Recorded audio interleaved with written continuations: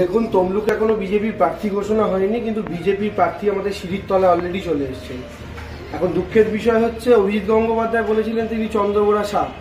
এখন একটা সাপ অলরেডি, আমরা যে বাড়িটা ভাড়া নিয়েছি তমলুকে, আমরা যেখানে এসে থাকছি সেখানে অলরেডি আমরা সকালবেলা উঠে সিঁড়ির তলায় দেখি বিজেপির প্রার্থী এসে উপস্থিত। আমি আপনাদের একবার দেখানোর চেষ্টা করব সেই চিত্রটা, আর সেটা আপনারা যদি দেখেন দেখতে পাবেন। এই দেখুন, দেখা যাচ্ছে।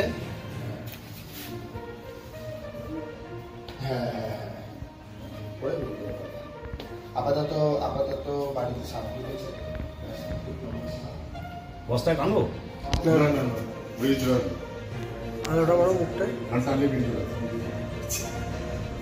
এবার সন্ধ্যা থেকে ফোন করলাম,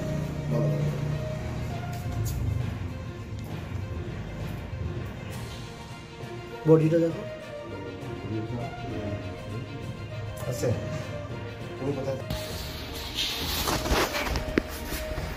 তো এখন সেই জায়গা থেকে দাঁড়িয়ে বিজেপির প্রার্থী তালিকা ঘোষণা হয়নি, কিন্তু আমরা আগেই জেনে গেছিলাম বিজেপির প্রার্থী কে হবে। আজকের দিনে প্রার্থী স্বয়ং তার প্রতিদ্বন্দ্বীর সাথে দেখা করতে চলে এসেছেন।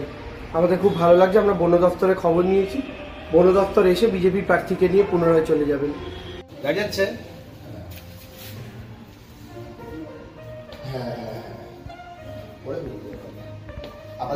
আপাতত বাড়িতে সামনে রয়েছে।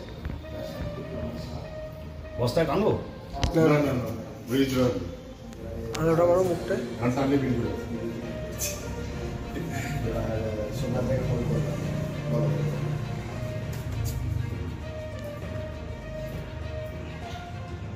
বডিটা দেখো। আছে